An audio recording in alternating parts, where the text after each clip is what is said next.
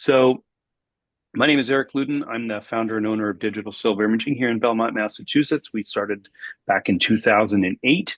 Um, Andrea is my business partner and handles all of our marketing and promotions. Andrea, who joined us in 2010, and Joe, who oversees all of our digitization and is our master printer, joined us from the New England School of Photography when they closed, and has been with us now for a little over 3 years. Right, Joe? Yeah. Yeah, so we're very excited to be with you today.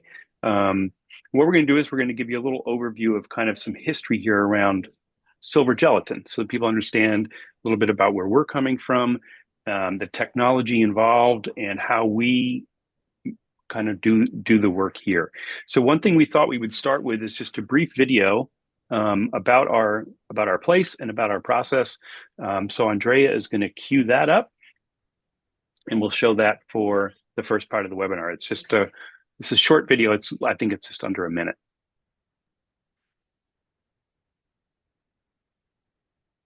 Digital silver imaging is one of a handful of labs in the world that can produce a silver gelatin print directly from a digital file. Traditionally, black and white prints have been made in a darkroom with a negative and enlarger, light-sensitive photo paper and chemicals. But digital cameras have changed all that, and film is practically obsolete. You probably think that the only way to get a black and white print is to make a digital C print on color paper at a photo lab or an inkjet print at home. But neither of these color processes makes a neutral black and white print, and we know that color prints fade over time. At Digital Silver Imaging, we have a better way. We use a laser enlarger to project your image on real light-sensitive black and white photo paper. The exposed paper is then processed in black and white photochemistry. Our digital to analog workflow solution makes it possible for you to have all the beauty, quality, and archival longevity of a darkroom print directly from a digital file or scan. Your file is transferred to our laser exposure unit that works like a photographic enlarger to expose light-sensitive silver gelatin photo paper. DSI, we print on Ilford resin-coated or gallery fiber-based photographic paper. The exposed paper is loaded into our custom-designed 50-inch black and white paper processor. Once the print has been processed in the developer and fixer, it is archivally washed and placed on a rack to air dry. The dry fiber-based prints are flattened in our vacuum press. We can then mount your print to a variety of substrates, such as archival board, aluminum, or dye bond. We can also mat and frame a single image or your entire gallery exhibition. Our hybrid process gives you the best of both worlds, all the control and precision of a digital workflow with the quality and archival properties of a true silver gelatin print. Our trademark digital silver print has a depth and look that simply cannot be reproduced using inkjet methods. The digital silver print, real silver gelatin black and white prints directly from your digital files. Thanks, Andrea. And Yeah. that was me before I had a beard. Um, so what I thought I would do is just for those of you who I'm sure we have some analog photographers on here who are used to printing in a darkroom, but just for those of you who maybe are new to this, basically black and white papers came about in the late 1800s, and um, they were a fiber-based paper originally coated with a silver gelatin coating, which was light sensitive. And then you would put your negative up into enlarger or make a contact print directly onto that paper. And then the paper required photochemicals to actually make a print. And a little later on, after in the turn of the century, they added something called barium sulfate, which is more friendly known as baryta. And the reason I bring this up is not to get all scientific, but you'll see as inkjet has evolved, they've been talking about adding this baryta coating to inkjet papers to emulate or simulate what a real darkroom print felt like. And what the baryta layer did is it added some depth to the paper, and then the silver gelatin was then coated on top of that so that it limits the penetration through the emulsion, and you get a more uniform coating and much richer blacks in your paper. So, in terms of everyone understands, I believe, the analog workflow meant that you had an enlarger, or as I said, maybe you made contact prints directly from a large format negative, and you put a negative up into an enlarger that was then shined a light down through the negative onto a photosensitive paper. Um, and the reason I'm talking about this is that our process, when I talk about it, is still the same, technically the same process, but it's not using a conventional enlarger. But in a little bit, we'll show you our photographic laser enlarger. Um, so what happened as digital evolved? What changed all this for many people was that all of a sudden people were working digitally. Maybe they were scanning film initially. And initially, one of the first things that became available was something called a film recorder. And what a film recorder did is it took all the retouching or the editing that people were doing in Photoshop and other sources, and that file was then sent over to the film recorder, which essentially um, output that file back onto a real piece of film, so that you could then take that film back into the darkroom with your edited file looking exactly the way you want it and make a print. And that's the way a lot of people did it, mostly during the 1990s, that it was you were capable of making silver prints from digital files. That was one method. Um, the other method was actually make something called a digital C print. And some of you may have heard of a lambda or a light jet. And what those were doing is that they were taking your black and white file. And if you sent these off to a lab, these machines are quite large, like you saw in our video. And instead of think of the film recorder as being sort of exposing film that was maybe 8 by 10 or 11 by 14, or what this did is it took that technology and it blew it way out to 50 inches wide. And it said instead of um, exposing that file onto film and having to go back to the darkroom, we could actually make that print directly from the digital file. So during the 90s, that was really the primary source of making prints was these digital laser enlargers from Lambda, or like what we have as a light jet. Problem with that was for people who really wanted to do black and white, it was only on Kodak or Fuji resin coated paper. And because it was color paper and color dyes and color chemistry, you never got a beautiful neutral tone black and white print. And as we all know, C prints really aren't that archival.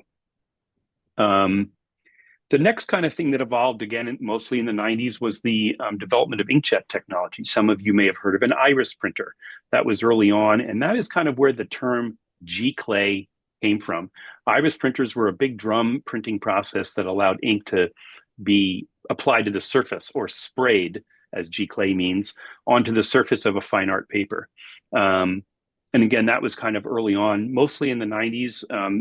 I don't know, I know one of Nash Editions of Graham Nash was a big proponent of that and did a lot of printing and development of the iris printing technology.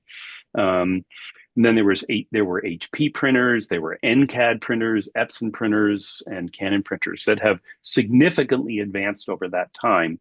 But again, it was for the most part until more recently still using a lot of color ink to produce a neutral tone black and white image. So that became a challenge. Some of you may be familiar with Cone Editions.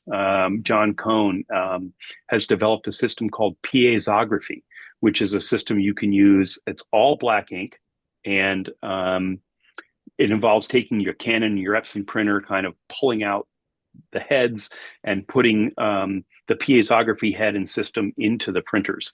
And again, the advantage of that was for the first time you had an all neutral black and white ink set, no color inks whatsoever. So again, another good step in the evolution of digital black and white printing workflow.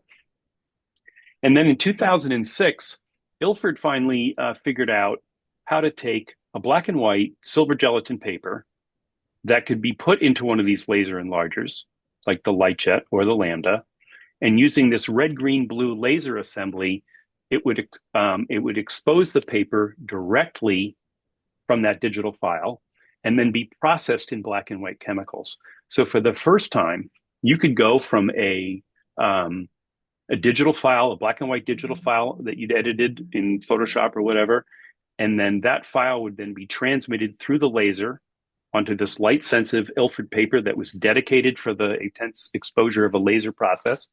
And then, as you saw in our video, that paper is then loaded and processed in our custom built 50-inch processor. So, really, for the first time, you were able to get a real silver gelatin print directly from a digital file from a digital workflow.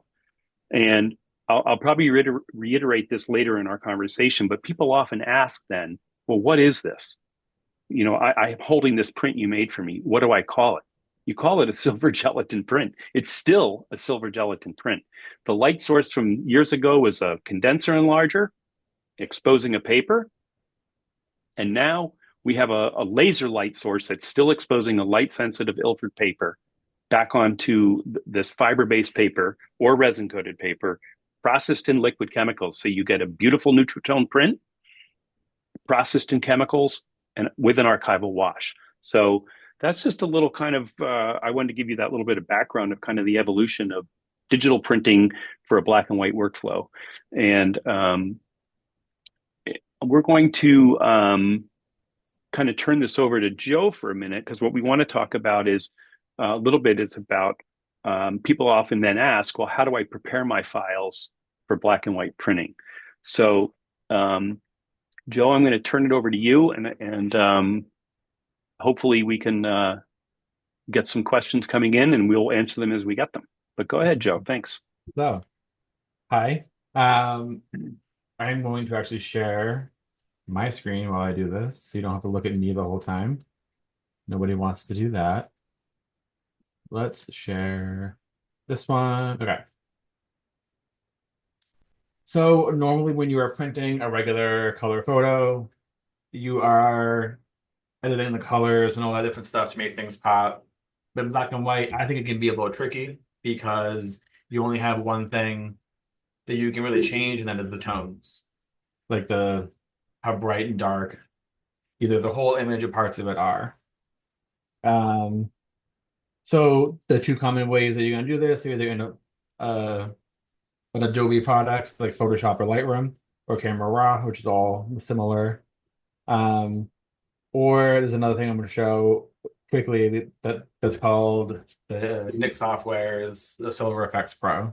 I think it's easier to get a better result faster. So yeah, so the first thing that I would just say is to take your color file. You're going to want to do any raw edits first in Camera Raw, in color. So like your highlight recovery, opening your shadows, any major jumps in exposure or stuff like that, you're going to want to do while it's raw and therefore while it's color, unless you're shooting on a camera that shoots in black and white, but those are very rare.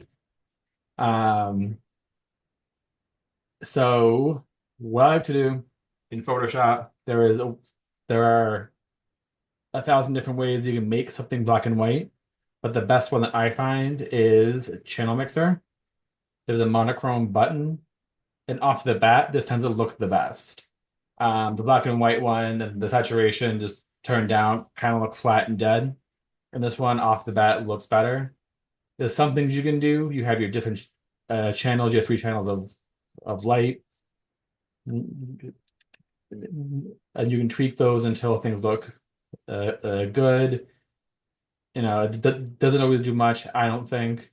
In some images, if you have a real contrast in your colors, then it'll make a big difference there. I'll do something like that, and then you have to go in and really like Okay. see what you want to stand out or what you want to go away. And I would do that normally with curves and values, because there's no color again to play with. So I pull out shadows, make contrast, make things move apart. And then for something like this, I would definitely want to darken that sky. The regular brush.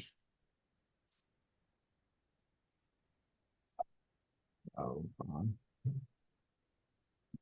Why does it not want to work? Well, you know what I mean. So, yeah, so that's Photoshop. That's all about kind of getting your tones right. and getting the most out of your image. But a cool software that I want to talk about quickly would be the Silver Effects Pro. So this is the image that I brought in. I can do the same thing in Photoshop. I can go and I can do all my adjustments. I can do my curves and layers, or I can come here. And this software has been around not as long as Photoshop, but for a long time. The Nick collection has a bunch of different softwares in it. None as big as Photoshop. They're all specialized in what they do. They're all kind of based towards film um, styles, So there's one whole software that's just different film grains, different film looks.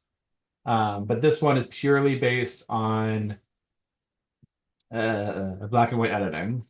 So you can go through and you get a whole bunch of little presets you can play with. Um, some of them are crazy. Some of them are kind of, fun and stuff like that.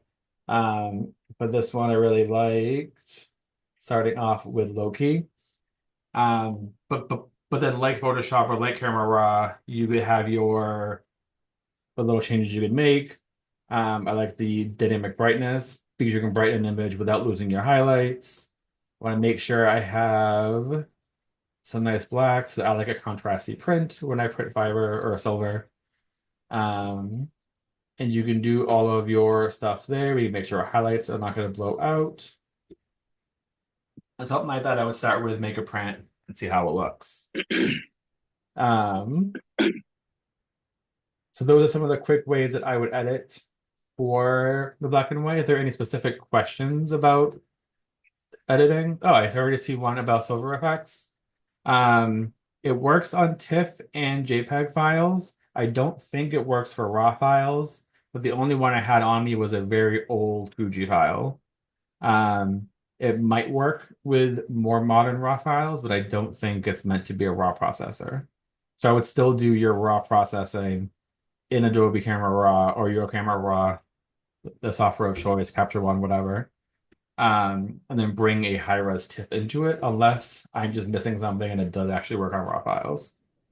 But I tried a DNG and a little Fuji RAW, and they did not open.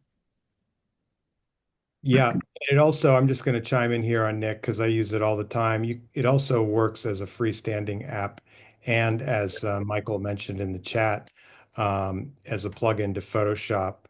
Um, so I also wanted to mention that the chat is enabled. Hooray. So Oh, if you want to turn that on and during the webinar, you can see all the good comments that are being posted there. Yep. So we're almost Okay. going to get to the Q&A. Next, we're going to have Eric. He's just going to show you a couple of things in the actual lab itself, which I think are Yep. going to be very informative. So take it away there, Eric, if you want to share your screen. Yep. Can you see my video? yes. Yes, we can. Okay, thanks. So I'm just showing you our lovely 50-inch black and white custom processor. So this is where you saw the video, you saw the processor in our video. But what happens is when the prints come out of here, they go on to these drying screens, which are here. I'm just going to back up. That's going to refocus. Nice, my camera does this. I don't know why. Sorry, folks. Let me just see if I go a long view it, if it'll refocus. No. Hold on. Apologize for that. See if this pops back in.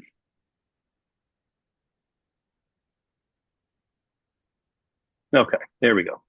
So we have these custom built drying screens. So if for those of you who worked in the darkroom, one of the things you remember is that when the prints dry, they come out all curly. That's a fairly large 30 by 40 silver print that we did. And up on top of the table are some RC silver gelatin prints that we did. I have a couple more in here. No. So people often ask, how do you get when we get our silver prints, how come they come out so flat? There's a RC black and white silver print of Looks like the cycles of the moon. So I'm going to walk to the back. Hopefully, is Josie back here? Hi, Josie. So this is Josie, who handles all of our quality control and flattening of all of our silver prints and trimming. So what we're going to show you is um, this is our flattening press. So one way to get the prints all nice and flat is this is like a vacuum press. So it actually has not only just low heat, but it also has a vacuum. So when we turn it on, it actually raises the print between two pieces of mat board and compresses it to nice so that it's nice and flat and archivally done. So do you want to open up the lid?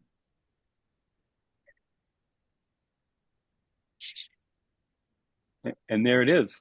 So that's a silver print that we just made yesterday that was all curly, run through the press, and now you have this beautiful black and white silver gelatin print that is beautifully flattened and will stay nice and flat when you get it. So it's really one of the ways we're able to do that. So and we can flatten prints up to 40 by 60. So that's very handy. Thanks, Josie. Yep. All right. So I think that's kind of what I wanted to show for that part, just a little bit about our process here at the lab and how things work. And I'm glad we ended, we're able to get to hopefully now some questions about what we do, how we work with clients, and any other questions you might have for us. Yeah, so let's just jump right into that. So let's see.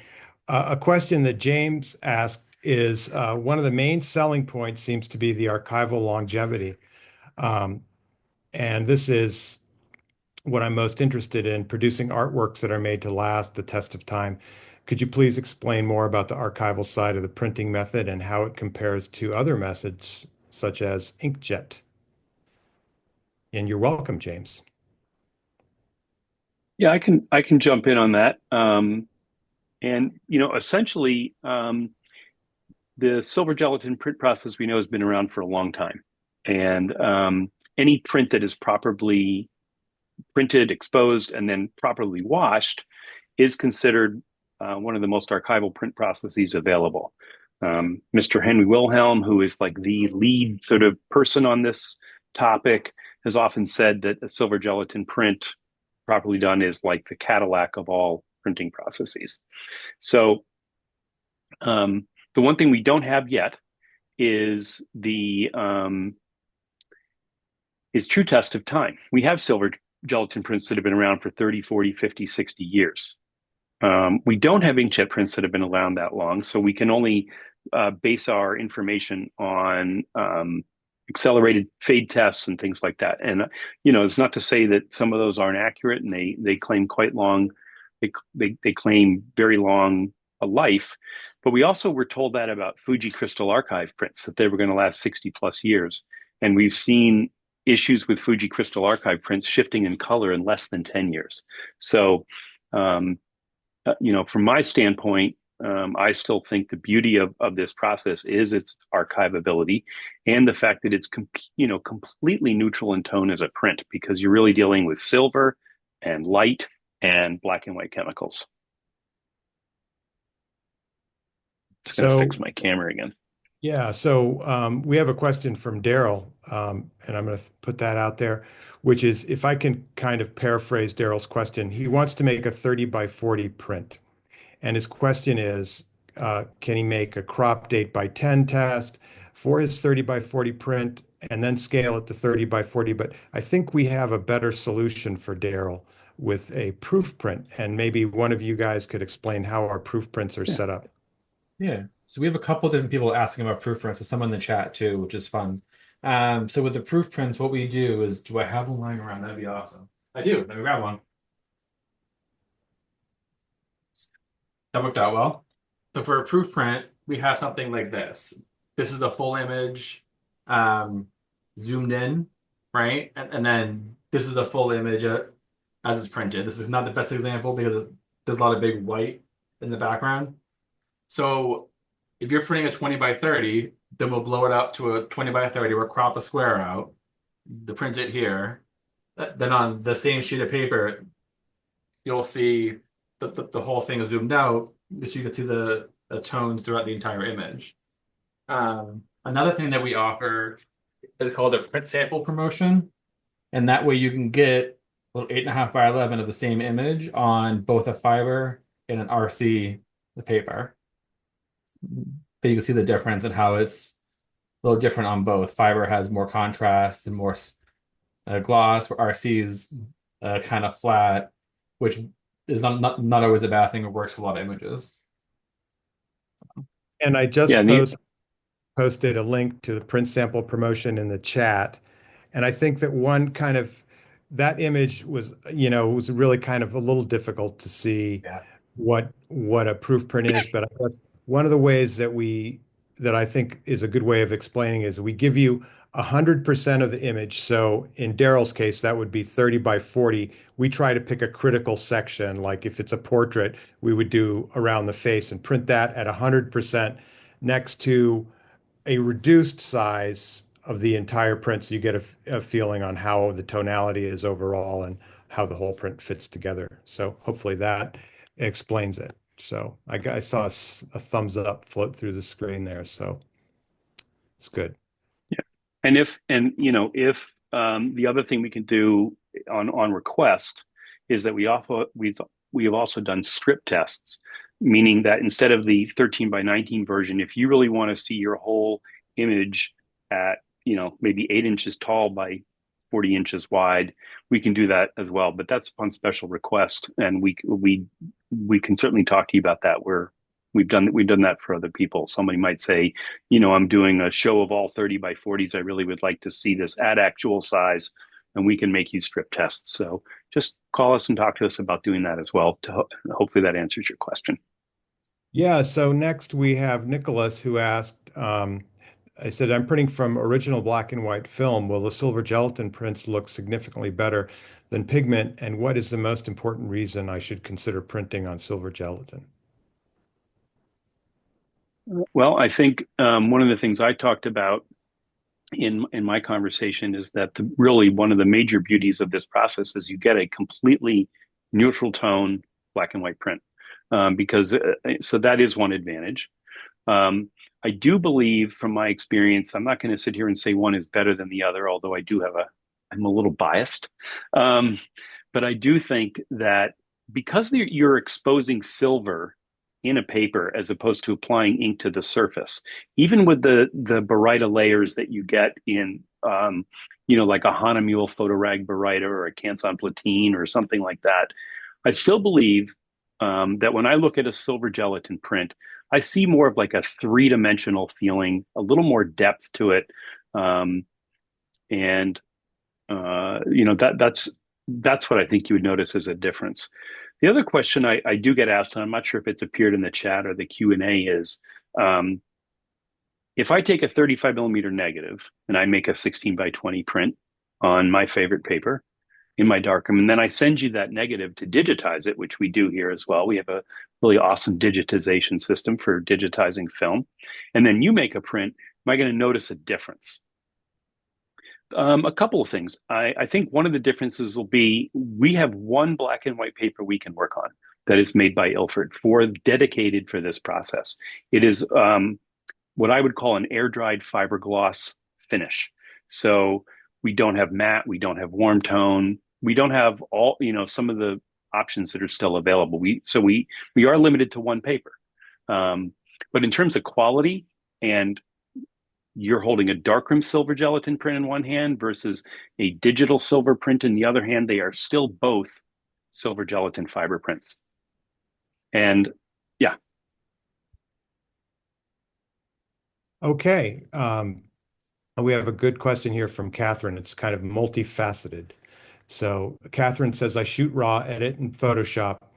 To use your black and white process when finished editing, do I convert to JPEG for you to print? Question mark.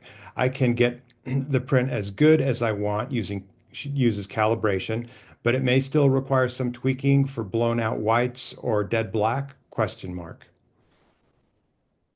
So I guess she's asking, will we do more tweaking on the image to get the maximum black out of it to get the tonalities correct?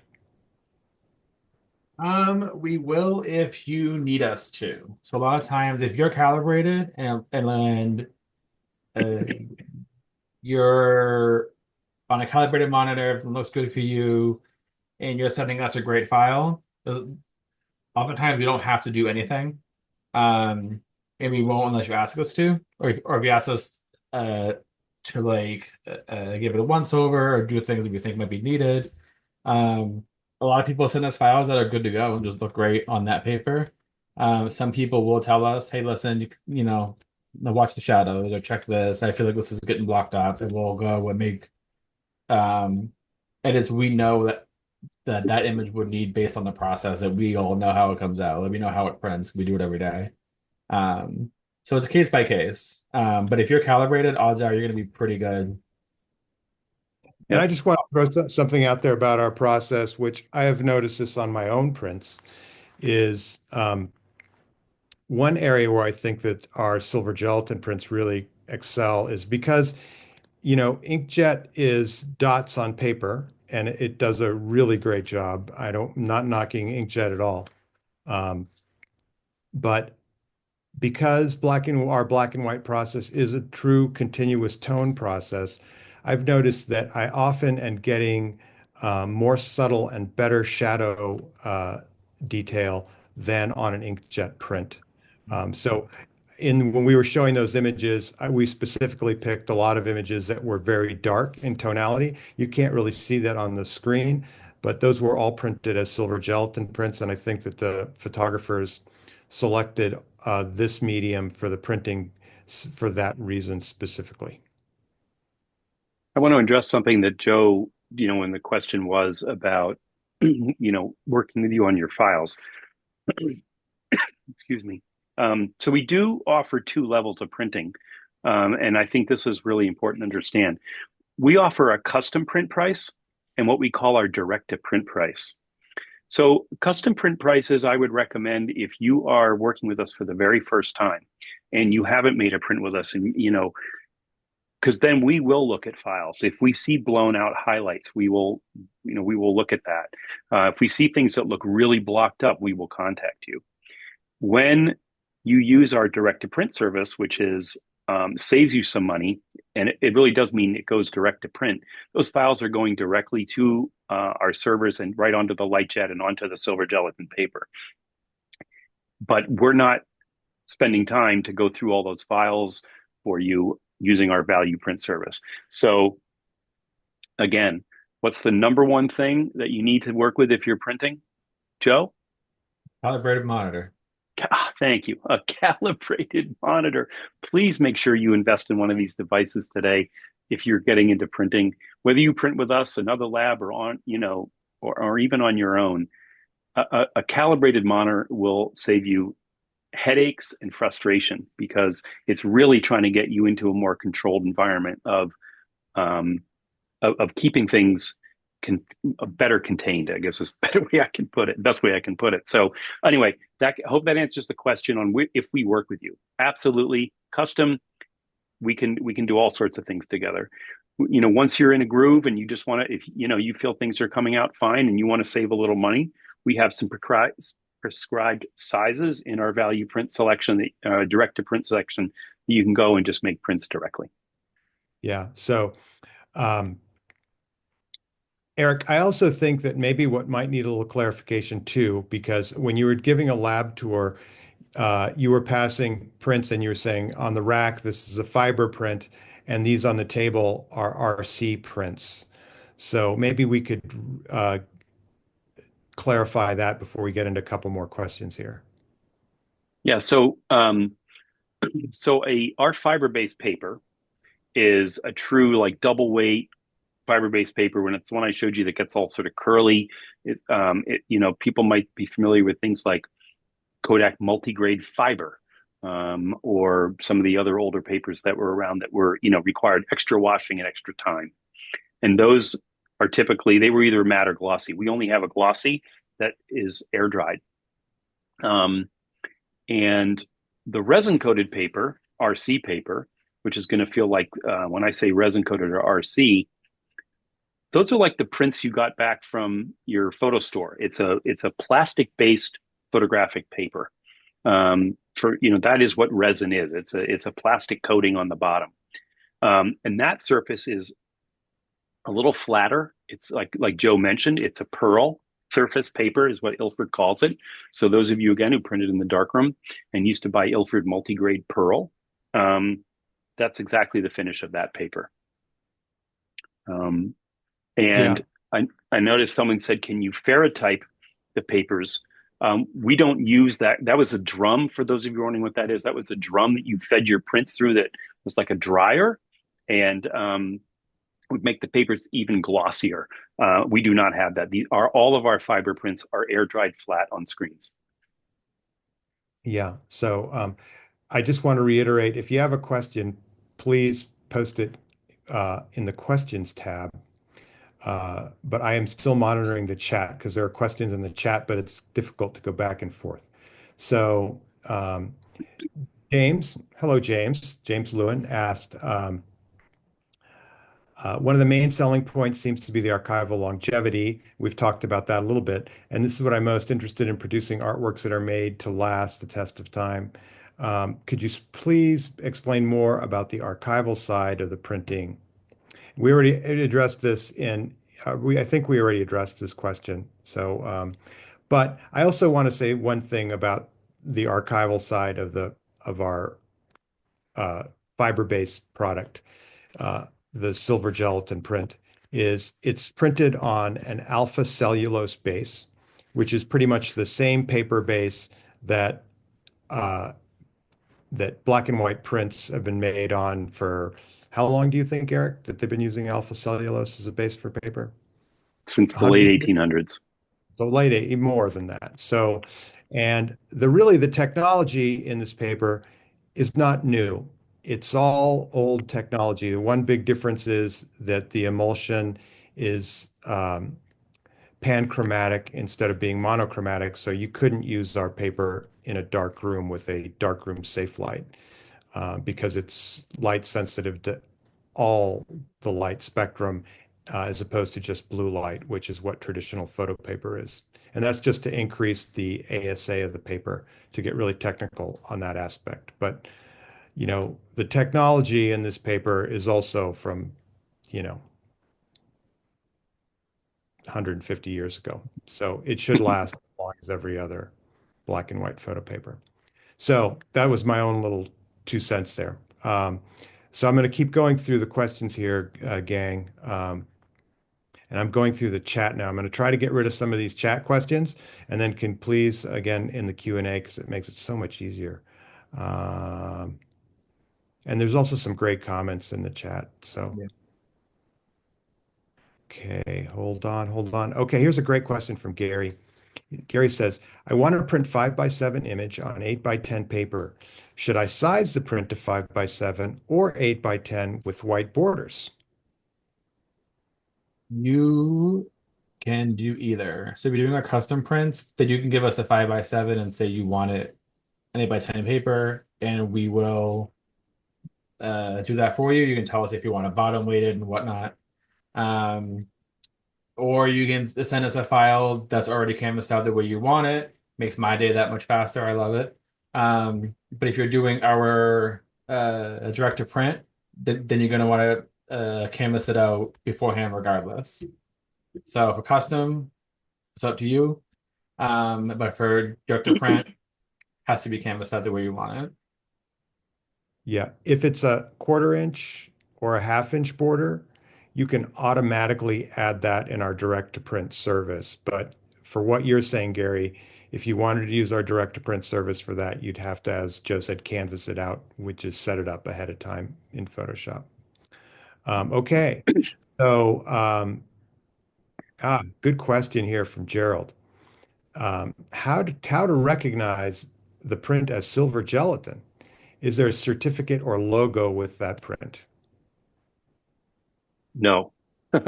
um, there is no we at one point Ilford a long time ago tried to come up with these with like a little certificate they kind of abandoned that idea.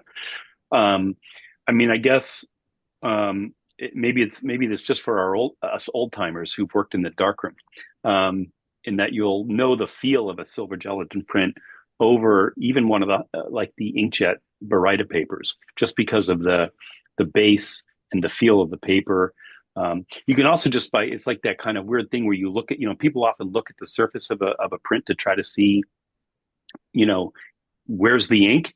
You won't see that with a silver gelatin print because again it's uniform, as Andrea mentioned, it's continuous tone, and you won't get any of those areas where all of a sudden you get those weird reflections off the surface because of the lack of ink or where the highlights are really bright. Um, we have Gary. I'm gonna dovetail into Gary's next question because it's a good one. Have your prints been tested by Ardenberg for archival properties? No, we've talked to him many years ago, um, and I've talked to, as I said, Henry Wilhelm. I believe that the gentleman from Ardenberg used to work with Henry Wilhelm, um, and he has not done specific testing for us. We have tested our wash process um, through Ilford, and it rated very highly. So we know we're doing a good job washing the prints. Um, so now I'm going to try to get a couple more in the chat, then I'm going to skip back to the Q&A. So let's see here. I skipped over one. Addition, smell, compare, blah. Okay. I could answer a couple of quick ones, Andrea, if you want, in the chat. Mhm. People have mentioned, I think I saw in a couple places about selenium toning, and the answer is yes. We can selenium tone. And you can tell us the dilution. We typically do a 1 to 20, which is pretty common. If people want 1 to 16, we'll do that. If you want 1 to 9, we'll do that. We can do 1 to 4. Um, prints up to 20 by 24 or 20 by 30 we do in trays. Larger ones we have to do in a trough and roll them. But yes, we can do that. We don't do gold toning. And we were using a sepia toner that we really liked that is no longer available. So we are experimenting with a new sepia toner as well, which brings up a point. If you send us a file that has any tone in it whatsoever that you've done toning on, that will not appear in our silver gelatin print again because it is an all black and white process. So if you've given your print a little warmth using maybe one of the filters in Nik software or on your own, that tone will not appear in our silver gelatin print.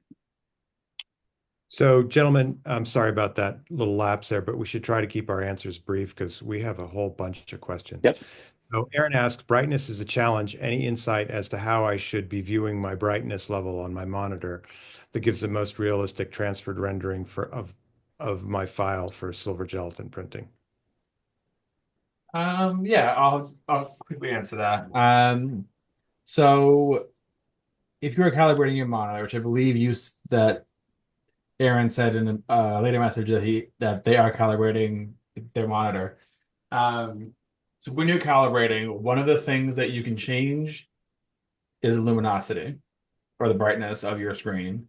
You have some different options, either 80, 90, 100, or 120. I tend to do 100 for my lumens. You can do 90. It depends kind of on the setup of your monitor, what it's made out of. But almost always 100 will be fine. And then so when you set that, there are two different ways that you can change the brightness. One, either the software can do it for you manually, or the second is you have to go and press the brightness up, brightness down until you get the little line. If you've ever done it before, you know what I mean, and you hate it.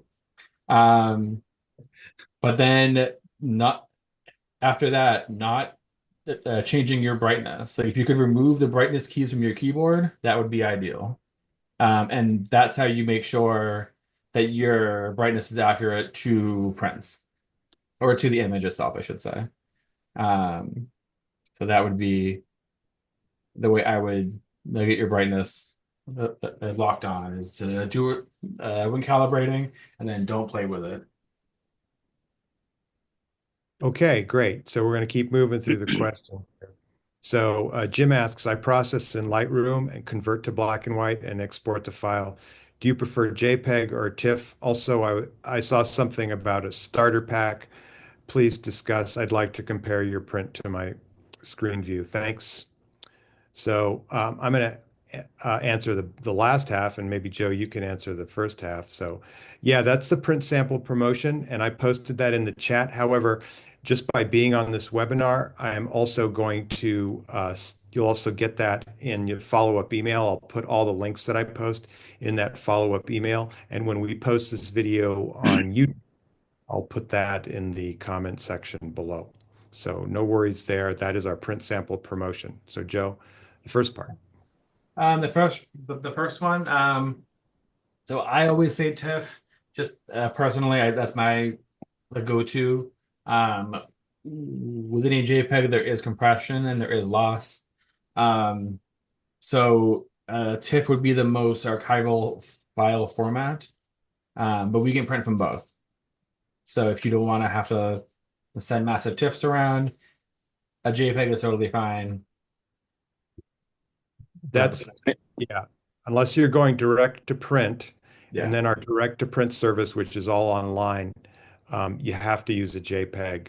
And just to emphasize, our direct to print service, it goes through the same systems or same calibrated and monitored printing devices that a custom print goes to. Just if it goes to a custom print, somebody like Joe is going to be taking a look at all your files, and there's a little bit more custom hand-holding in that process.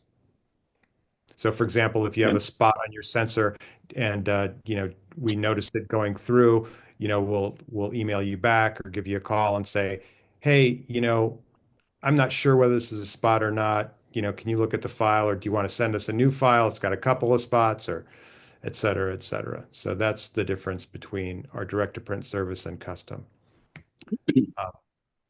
Now, we have a question here from Eric that says, can you describe the advantages of the laser exposure process versus creating a digital negative to make a silver print? I'm going to say that on that pretty quickly that if you were make a like a 4x5 black and white negative and then want to make your own prints in the darkroom, that's fine. It may be that you have a particular paper you like working with that we can't work with on our light jet. As I said, we only have one paper, which is fine for most every application.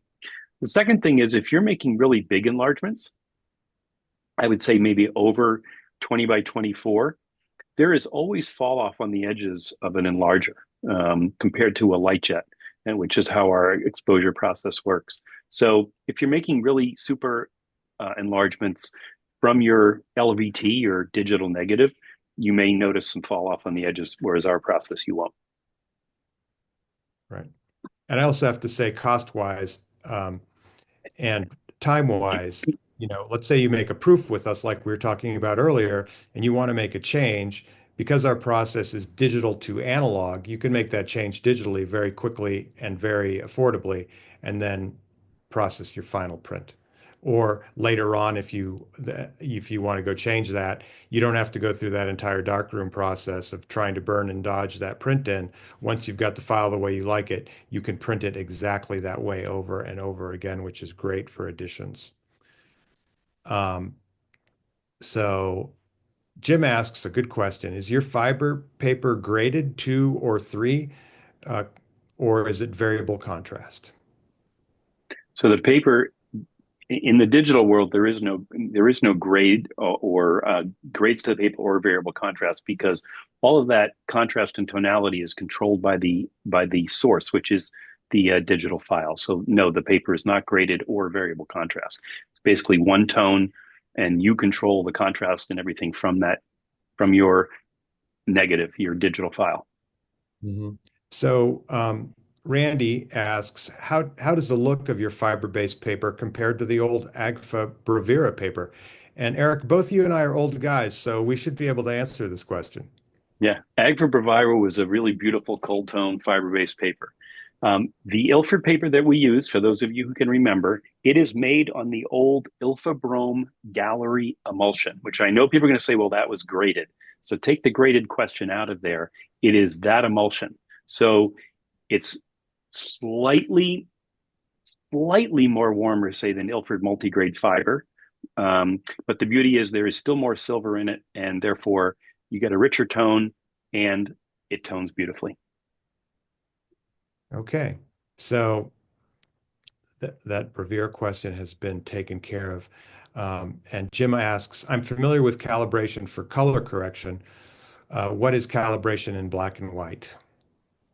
So it's still just calibrating your monitor. Color is a lot of what you calibrate when you're calibrating, but another important part of it is the brightness. So like I said earlier, it's a luminance of your monitor. If it's too dark or too bright, then what you think looks one way doesn't look different printed. And for black and white, all your tones really matter. That's all you have to work with is levels and tones. So it's the same calibration, equally as important in color as it is in black and white. Yeah. Can I And answer a question? I saw a question in here about Leica monochrome files because I think that's important. I do, and I also want to just mention one other thing. So, those of you who know, there Leica, as far as I know, other than Phase Camera, is the only camera company to come up with cameras that only create black and white files without the bare filter in them. I do believe that they're sharper. I do believe that they produce a superior digital file than going through any other DSLR and converting the negative. Um, I have borrowed their Q cameras in monochrome. I've borrowed their monochrome cameras, and if you're a black and white purist like me, it's the best of both worlds. You get an absolutely stunning file that then you can print with us on a silver gelatin paper, and I'm pretty stunned at the results. So I'm extremely happy with how Leica has stayed true to their heritage by creating those all black and white digital cameras. And the only other thing I want to mention, because I know it came up earlier, is obviously if you have a film archive, we should talk to you. We have an unbelievable digitization system here that uses a phase camera for digitizing your files, your film. It's 150 megapixel capture so that your file is better than you can get from an Epson or a Nimicon scanner, is basically comparable to what you get from a drum scan. But because basically it's a fraction of the cost because we can do it a lot faster. Your file ends up being about 400 megabytes, if I'm correct, Joe. Is that what am I correct in that? Yeah, From a 35 millimeter? 350-ish, yeah. Yeah. Massive. So you get a very, very high resolution file. And we've worked with a number of noted photographers who we've been really fun to work with on their archives, including Elliot Hurwitz and a few others. But the advantage is really the speed at which we can do it. We did 412 negatives in a day for Thomas Hepker, another Magnum photographer in New York. And it was a long day, but it's a lot faster and a lot more cost effective. So if you have film that you're wondering how to archive, please let us know. yeah, and also there was Charles mentioned in the chat, Eric, and I just found this out the other day too, is that actually Pentax is making a monochrome camera now. Oh, awesome. That's yeah, great. I think that Thank is you, really, Charles. yeah. So let's see. Let's get back to some of the questions. So you mentioned that being able to flatten prints up to 40 by 60. Does the flattening hold with time, or would you recommend mounting prints over a certain size? Obviously, it kind of depends on what you're doing. If you're going to be, displaying the print or framing the print, yeah, you definitely want to do that. If you're storing them in like a light impressions box or some other type of archival storage, they will remain nice and flat. But prints up to 20 by 24, when we put them in a frame, we typically use 4 archival corners on each corner because the print likes to breathe a little. If larger than that, we typically will tell you to mount, and we either mount to like 4-ply board or die bond, which is an archival substrate, or aluminum. Yeah, and I think a lot of it too with the fiber paper depends on your final presentation method.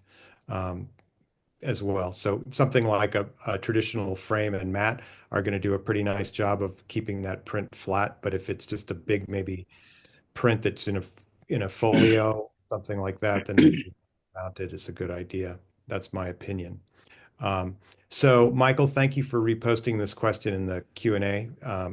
It says, I've been looking for a calibrated monitor for a while now. Can you recommend a good monitor? What do you guys use?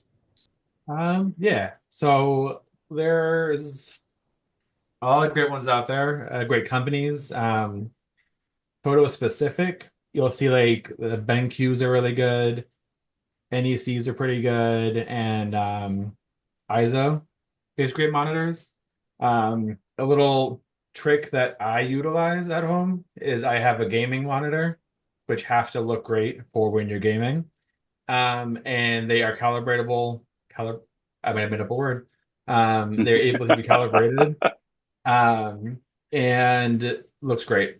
And is a fraction of the price because it's not for artists, and we get screwed for everything. So everything costs more for us.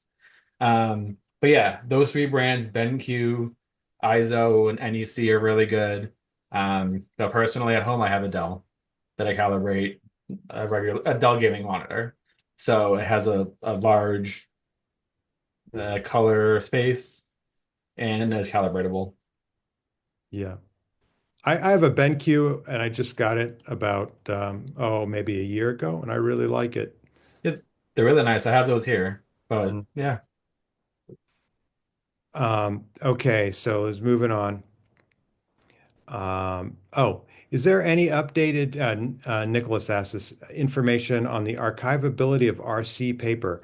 I have prints from 40 years ago that look great from Ilford RC, although collectors seem to shy away from it.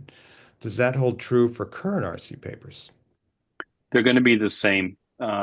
It's the same. It's basically the exact same construction. I do think that collectors have always shied away from RC prints, which is interesting because museums for years have shown, you know, color prints in their museums, and whether it was a Fuji Crystal Archive or a Kodak or Ilford, it's all the same base. The difference, it's really the base that is going to be more susceptible to degradation than the image. So there's no new information on it. Again, storage, how it was processed, storage, and where it is being displayed all Yeah. impact the archivability of a print. Um, let's see. Aaron asked a question about brightness, and I think we answered that question on the monitor.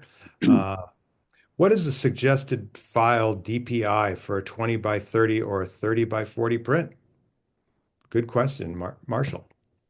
Yeah, I mean, we would love them to be 300 or somewhere in that range because that's what we're going to print at is 300. So if we can get it there without having to change your DPI too much, that'd be ideal.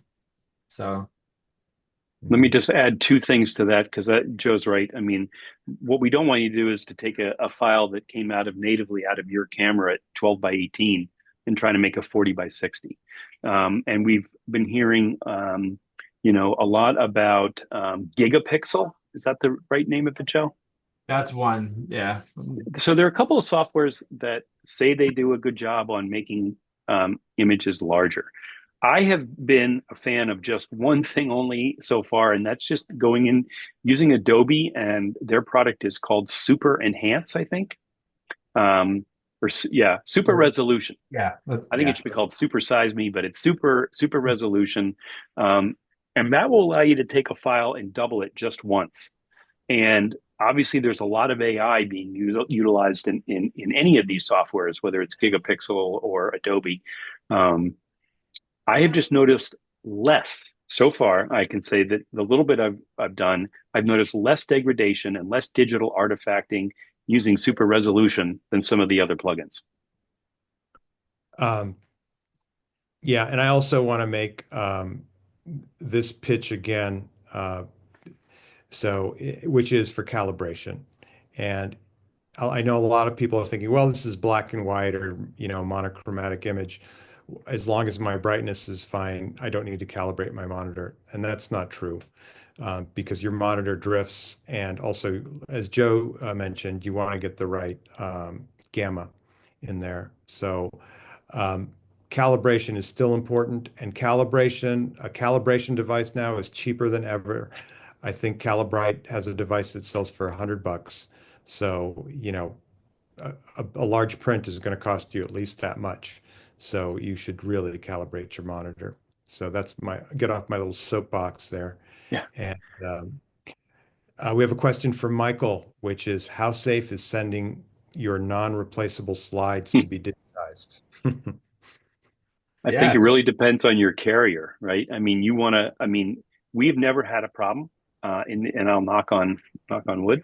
Um, so far, in terms of people who've sent us stuff, we recommend obviously packaging it well, making sure that if it's a small amount of stuff, you put them like in a sleeve, whether it's a print file sleeve or something else you may have, and just making sure that's in plastic, just in the case that somehow the package gets wet. Um, but again, over all the years, even when we had Imicon scanners or just Epson scanners, or geez, when we opened just the Nikon Cool Scan, um, people have been sending us stuff for years, and thankfully, coming to us and being returned, nothing has been lost and nothing has been damaged. So packing it well is important. Now, on that note, I want to add on what Eric said, is we do have a Pelican case that we can send you if you have things that are fragile or a large quantity they want to shove in that. And a Pelican case is indestructible, I And think. waterproof. And make And sure that waterproof. make sure that you send it with some kind of tracking, the highest level of tracking it's possible is what I would do. So, um, let's see. And Joe, you opened this door, so you have to answer this question. So Michael asks, do you get 99% Adobe RGB coverage on your profiled gaming monitor? Well, as the nerdy photo and the tech expert that I am, I should know, but I don't. I don't know. Honesty is the I best answer, Joe. I work in a print lab, Yeah. so I do a lot of work in a print lab and not a ton at home recently. I don't know. Great question. I will find out. Yeah, we'll Yeah. find out. And okay, so I think that we are getting close to let's see, wrapping this up. So do you I, guys have, as I scan the chat, do you have any parting comments? because I noticed that Cheryl Miller, our friend, our local friend here, put this in twice. One went just to us, and the other went to everyone. But Cheryl is one of our many satisfied customers, and we are grateful for the opportunity. We have scanned old film of hers. We have done multiple projects with her at Photoville in New York and galleries here in Boston. And it's a privilege working with you, Cheryl. So we really appreciate your comments in our chat. Yeah. I also think that we've gotten a lot of questions about digitization coming up, so I'm pretty sure I can say confidently that we'll do an Ask the Experts on digitization. Don't you think, gentlemen? Yeah, yeah. Yeah, if you have thoughts about what you'd like us to do, we always ask for input. But I do think that our next one, we did the first one on inkjet. This one was silver gelatin, and I think the next one will be about proper digitization of film, whether it's with us or on your own, and then sending us those files. Yeah. Well, I think on that note, I want to wish everybody a happy Thanksgiving and a safe Thanksgiving if you're traveling. Try to stay as calm as possible. And I think that wraps up this Ask the Experts webinar. Yep. And I will say that yes, you will be getting a follow-up email because everybody that registered for this workshop will get an email. Those of you attended, they do go out as separate emails, but keep an eye on that because in addition to all the information that Andrea is going to post, we are going to offer a special promotion for those of you who are here and hopefully we'll make some silver prints and experience what it's like again to hold a print. So we're grateful to have you and thanks so much. Thanks, everybody. Take care and safe holiday. Silver imaging, fine art printers, mounting, matting and framing services, digitization, and print delivery worldwide. Digital Silver Imaging, the fine art of printing in a digital world.